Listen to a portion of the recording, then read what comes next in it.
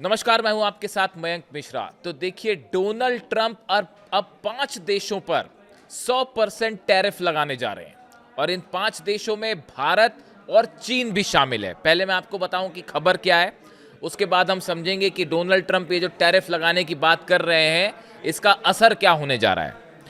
रूसी तेल खरीदने पर ट्रंप प्रशासन भारत समेत 5 देशों पर 100% टैरिफ लगाने की तैयारी कर रहा है। अमेरिकी सीनेट ने रूस और उसके पेट्रोलियम उत्पादों के मुख्य खरीदारों जैसे चीन और भारत पर टैरिफ लगाने वाले बिल को बहुमत से मंजूरी दे दी है।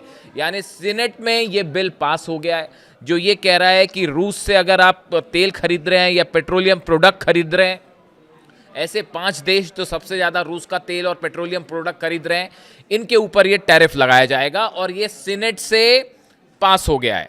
यह बिल राष्ट्रपति डोनाल्ड ट्रंप को उन देशों के सामान पर 100% टैरिफ लगाने की अनुमति देता है जो रूसी तेल और गैस के शीर्ष आयातक हैं। यानी ऐसे 5 देश जो सबसे ज्यादा रूस से तेल और गैस खरीद रहे हैं, उन पर यह 100% टैरिफ लगाया जाएगा। हालांकि ट्रंप के इस फैसले का अमेरिका में ही विरोध होने लगा है। एक अमेरिकी सीनेटर ने तो इस कदम पर ही सवाल उठा दिए और ये कहा है कि इससे अमेरिका को ही नुकसान होगा। डोनाल्ड ट्रंप का खुद का विरोध हो रहा है अमेरिका में, लेकिन देखिए भारी बहुमत से ये चूंकि सीनेट में पास हुआ है, इसलिए इस खबर को का इम्पोर्टेंस है। वर्तमान में अब देखिए कौन कौन खरीदता है। वर्तमान में चीन, भारत, अजरबैजान, हंगरी और स्लोवाकिया रूस से तेल और गैस के टॉप 5 खरीदार हैं। यानी अगर हम उन 5 देशों की बात करें जिन पर ये 100% टैरिफ लगने जा रहा है, तो इसमें चीन है, भारत है, अजरबैजान है, हंगरी है, स्लोवाकिया है। ये वो 5 देश हैं जो सबसे ज़्यादा रूस से जो है तेल और गैस खरीद रहे हैं। रूस पर प्रतिबंधों के अलावा यह bill Iran sanctions act of 1996 की टाइम लिमिट को 2021 तक बढ़ा देगा। यानी इसमें ईरान को लेकर भी प्रावधान है कि ईरान सैंक्शंस एक्ट ऑफ 1996 की जो टाइम लिमिट है, इसको 2031 तक बढ़ाया जाएगा। यह कानून ईरान के ऊर्जा क्षेत्र में निवेश करने वाली कंपनियों पर फाइन लगाएगा। यानी अगर आप निवेश कर रहे हैं ईरान पे, तो आपके ऊपर जो है वो फाइन लगाया जाएगा। ये इस तरह का प्रावधान जो है वो इस विधेयक में है। अब यह बिल मंजूरी के लिए हाउस ऑफ रिप्रेजेंटेटिव यानी प्रतिनिधि सभा में जाएगा, जहां 31 अगस्त को इस पर चर्चा होने की उम्मीद है। सीनेट में पास हो गया, अब यह हाउस ऑफ रिप्रेजेंटेटिव में जाएगा, जहां 31 तारीख को इस पर चर्चा होगी। अगर ये बिल हाउस ऑफ रिप्रेजेंटेटिव से भी पास हो जाता है और उसके बाद डोनाल्ड ट्रंप इस पर साइन कर देते हैं, तो ये कानून बन जाएगा और उसके बाद 100% टैरिफ लग जाएगा भारत पर भी और चीन पे भी। अब देखिए, ये हम इसकी इनसाइड स्टोरी बताएं कि ये बिल आया कैसे और इसको लेकर कहां से चर्चा शुरू हुई। सीनेट ने लिंडसे ग्राहम सैंक्शनिंग रूस एंड ईरान एक्ट ऑफ 2026 नाम से इस विधेयक को 11 के मुकाबले 86 वोटों से मंजूरी दी है।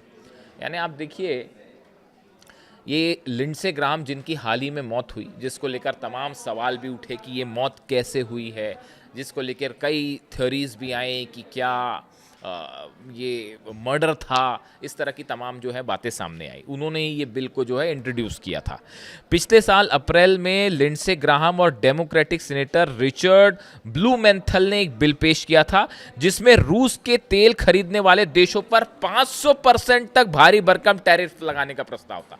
यानी जो ओरिजिनल बिल पेश किया गया था, उसमें ये कहा गया था कि 500% तक टैरिफ लगाया जाए। हालांकि बाद में बिल में बदलाव किए गए और प्रस्तावित 500% टैरिफ को घटाकर 5 सबसे बड़े खरीदारों के लिए 100% कर दिया गया। वो 500 से घटाकर फिर 100 किया गया। अमेरिकी संसद के पास जो है वो टैरिफ लगाने का अधिकार जो है अमेरिकी संसद के पास है। अमेरिकी संविधान ने अमेरिकी संसद यानी कांग्रेस को किसी भी देश पर टैरिफ या टैक्स लगाने का अधिकार दे रखा है। विधेयक में रूस के नेताओं को और अधिकारियों पर भी प्रतिबंध लगाने का प्रावधान है। इसके तहत रूस के राष्ट्रपति व्लादिमीर पुतिन, रूस के बड़े कारोबारियों और वित्तीय संस्थानों को भी निशाना बनाया गया। यानी इसमें रूस के कई नेताओं, अधिकारियों पर भी सैंक्शंस और बैन लगाए गए। यानी अब कुल मिला के जो बात सामने है वो ये है कि सीनेट की तरफ से ये पास हो गया और बड़े बड़े बहुमत से पास हुआ है। अगर हाउस ऑफ रिप्रेजेंटेटिव में भी ये पास हो जाता और डोनाल्ड ट्रंप साइन कर देते हैं तो फिर भारत पर और चीन पर और समेत ये बाकी के जो 3 देश और हैं, यानी टोटल 5 देश, इनके ऊपर बैन लग जाएगा। अब देखिए आप इसकी इनसाइड स्टोरी समझिए। जिस तरह से अमेरिका की कोशिश ये है कि यूक्रेन को लेकर जो जंग हो रही है रूस और यूक्रेन की, जिसको नेटो बैक कर रहा है, नेटो देशों के दम पर ही ये जंग चल रही है। ये कोई यूक्रेन और रूस की जंग नहीं है, नेटो वर्सेस रूस की जंग। अगर आप पिछले 1 महीने में देखें तो रूस की ऑयल रिफाइनरीज पर बड़े हमले हुए। करीब 100 के आसपास ऑयल स्टेशंस रूस के वो जले हैं, उन पर हमले हुए हैं।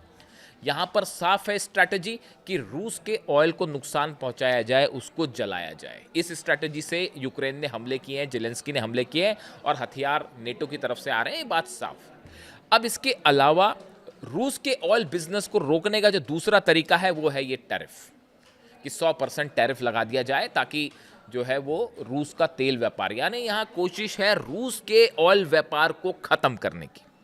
ऐसी कोशिश ईरान के साथ हो रही थी कि ईरान का जो ऑयल बिजनेस है उसको पूरी तरह से ठप किया जाए, इसलिए वहाँ भी सैंक्शंस लग रहे हैं। और ये जो प्रस्ताव है ईरान को लेकर, इसको जो बढ़ाने का प्रस्ताव है, ईरान सैंक्शंस एक्ट ऑफ 1996 की टाइम लिमिट 2031 करने की कोशिश है, ये भी वही प्रस्ताव। यानी कुल मिला के ये एक इकोनॉमिक वॉर है जो रूस के खिलाफ चलना है और इसका असर अब भारत और चीन पर हो सकता है। हालांकि इसका बड़ा विरोध अमेरिका में शुरू हो रहा है और तमाम इकोनॉमिस्ट ये कह रहे हैं कि ये जो सैंक्शंस लगाने की पॉलिसी है ये फिर नाकाम साबित होगी और इकोनॉमिक एंगल में भी डोनाल्ड ट्रंप और अमेरिका को बड़ा नुकसान होगा अगर भारत और चीन के ऊपर टैरिफ लगाया जाता है तो। सबसे बड़े मार्केट हैं भारत भी चीन भी, ऐसे में टैरिफ लगाना अमेरिका के लिए ज़्यादा नुकसानदेह होगा, ऐसा तमाम अर्थशास्त्रियों की ये राय है।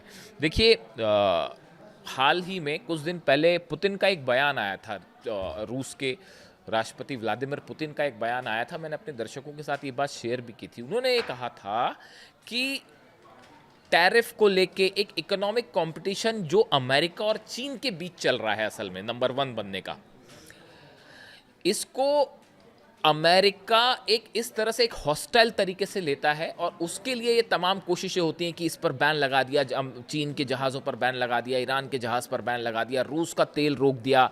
ये जो हरकतें हैं इसको पीछे छोड़ते हुए अगर अमेरिका एक पॉजिटिव कंपटीशन करता है तो इसका फ़ायदा चीन को भी होगा, अमेरिका को भी होगा, दोनों देशों को होगा।